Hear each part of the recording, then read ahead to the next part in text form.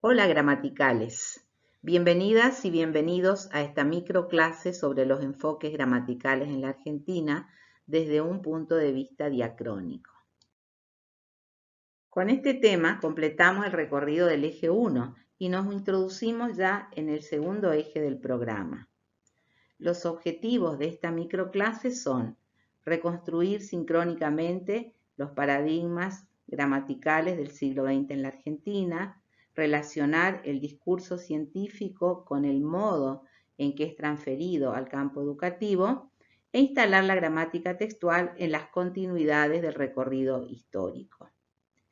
Vamos a ir presentando cada uno de los enfoques o paradigmas desde las características, como así también desde los postulados y los representantes de cada uno de ellos.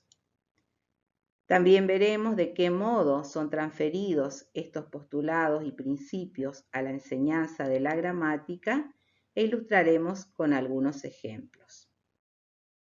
Empecemos por la gramática tradicional que predominaba a inicios del siglo XX.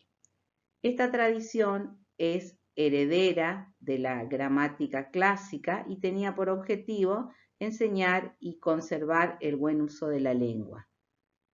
Todo su desarrollo está muy asociado a la lógica y el referente institucional es la Real Academia Española, que se creó en Madrid en el siglo XVIII, en 1713, con el lema que ustedes recordarán de limpia, fija y da esplendor. A principios del siglo pasado, si bien predominaba este enfoque y era hegemónico en las escuelas y en las instituciones, ya se inició lo que algunos autores llaman las polémicas por la cuestión del idioma, porque varios catedráticos comenzaron a cuestionar esta hegemonía y a proponer que también se estudiara y se incluyera como forma legítima las variedades de la región. En estos ejemplos de la gramática tradicional vemos una definición de oración de corte lógico y en el ejemplo inferior algunas prescripciones sobre el buen hablar, que desechan, por ejemplo, el uso de las formas provenientes del francés. Vamos a ver a continuación un video muy breve, humorístico, que ejemplifica cómo los padres enseñan a los niños en esta época de cuarentena, respondiendo en muchos casos a las características de este enfoque tradicional. De nuevo al sustantivo, persona, animal o cosa, ¿sale? Y el verbo es lo que hace la persona, el animal o la cosa. De este enunciado, el gato come croquetas, ¿cuál es el sustantivo? Gato. Ok. ¿Cuál es el verbo? ¿Qué es lo que hace el gato? Miau. En la década del 50, el estructuralismo adquiere un gran desarrollo en nuestro país. Recordemos que este paradigma estructuralista fue iniciado a comienzos del siglo XX por Ferdinand de Saussure, el lingüista ginebrino, en cuyo libro Curso de Lingüística General se plasman los principios y los postulados de esta mirada científica de la lengua. Los postulados de Saussure responden a una mirada binaria y dicotómica del objeto estudiado. Así es que plantea la dicotomía entre lengua y habla, paradigma y sintagma, significado y significante, y en este intento científico por describir la lengua y dejar de lado el habla, el método de trabajo es un método inductivo. En 1945, Amado Alonso, que estaba instalado en la Argentina y trabajando en el Instituto de Lingüística de la UBA, traduce al español el manual de Saussure, el curso de Lingüística General.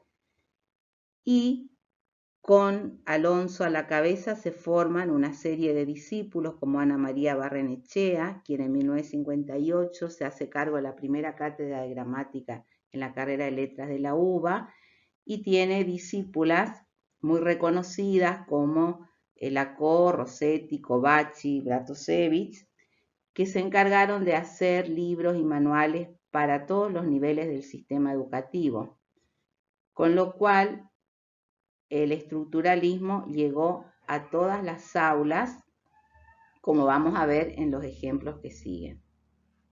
En estos ejemplos vemos, en primer lugar, una definición de oración desde una mirada típica del estructuralismo. Y en el segundo ejemplo hay un testimonio de Juana, quien estudió lengua con este enfoque estructuralista, y nos permite, a través de su relato, observar que la transferencia a las aulas se redujo prácticamente al análisis de oraciones con el predominio de la sintaxis, perdiendo totalmente el para qué, el sentido del estudio gramatical. Seguramente varios de ustedes son más jóvenes que Juana y podrán recuperar los mismos recuerdos en sus memorias gramaticales de la escuela primaria y secundaria, ¿no? Hasta acá entonces vimos la gramática tradicional de principios de siglo y la gramática estructuralista en la década del 50 en nuestro país. Podemos ver como síntesis acá que la definición de sujeto de la primera es una definición apoyada en la lógica. Y sin embargo, en el estructuralismo se define al sujeto como una unidad en una estructura en la cual se van definiendo por las funciones y por las relaciones con los otros componentes de la oración. Llegamos a 1960 con el desarrollo de la teoría de Chomsky, conocido como gramática cognitiva o gramática generativa. Chomsky desarrolla un método científico también con un enfoque deductivo, porque él se propone elaborar reglas generales que después puedan ser aplicadas a los diferentes casos.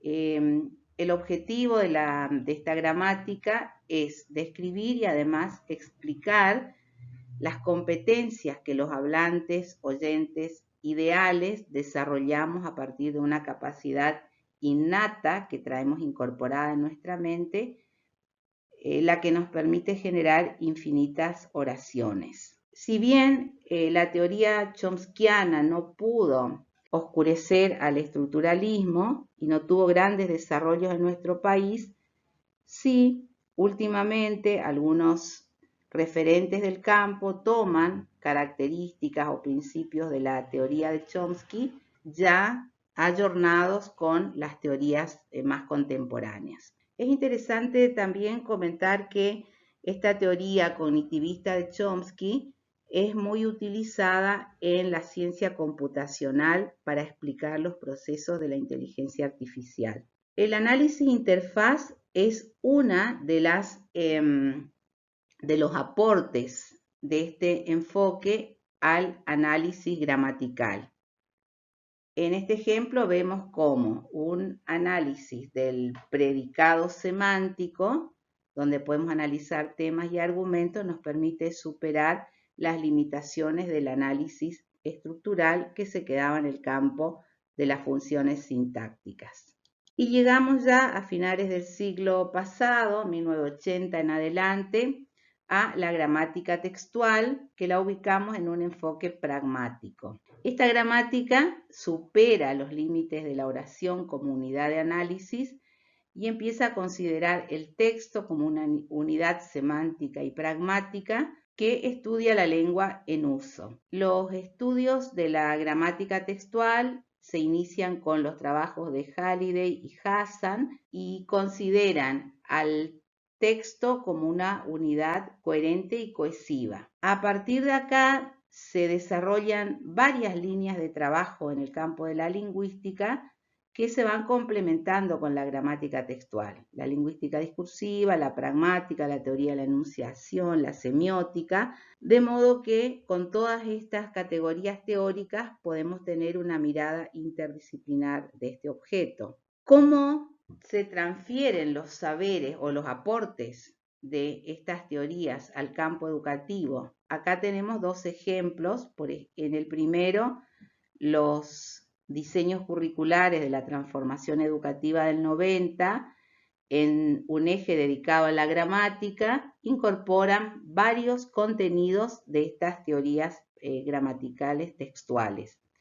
Y en el segundo ejemplo, un pequeño fragmento de la justificación del programa de gramática que ustedes ya estuvieron recorriendo y analizando, que también toma categorías teóricas y elementos de estos enfoques pragmáticos contemporáneos. ¿Cómo nos posicionamos en esta cátedra de gramática en este momento histórico? Sobre la base de la gramática sistémico-funcional y sus articulaciones con otras disciplinas, adoptamos una metodología interfaz que nos permita acompañar los procesos de comprensión y producción de textos, desarrollar una reflexión metalingüística a partir de estos procesos y sobre los mismos, y construir argumentos para una enseñanza de la gramática en uso. Entendemos al texto como una unidad lingüística, semántica y pragmática, y abordamos todo este campo de la textualidad y la discursividad desde categorías teóricas que responden tanto a la gramática sistémico-funcional como a la semiótica. Estos conceptos están sintetizados en la nube de palabras que vemos a continuación.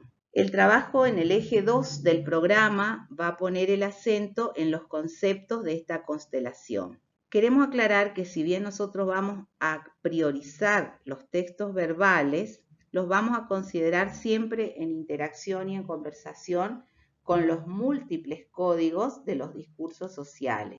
¿Qué queremos decir? Que los textos verbales juegan sus significados en interacciones con los múltiples textos de la cultura. Entonces, en el eje 2 vamos a profundizar desde este paradigma actual con la intención de que podamos construir herramientas que nos permitan movernos como expertos en estas discursividades. Para cerrar nuestra microclase, vamos a recuperar uno de los objetivos con los que iniciamos, el que plantea instalar la gramática textual en las continuidades del recorrido histórico. Y en ese sentido traemos a colación esta cita de Beatriz Lavandera, que sintetiza muy bien estas articulaciones que van teniendo los sucesivos paradigmas que se van sucediendo en la historia. La autora señala entonces que la historia de la lingüística es una marcha lenta, desde el fonema hasta el texto en su contexto, que es la forma en que vamos a abordar nosotros el estudio de las discursividades de la gramática textual. Para complementar la explicación, ustedes pueden consultar en esta bibliografía que le dejamos al final. Hasta la próxima y nos vemos prontito.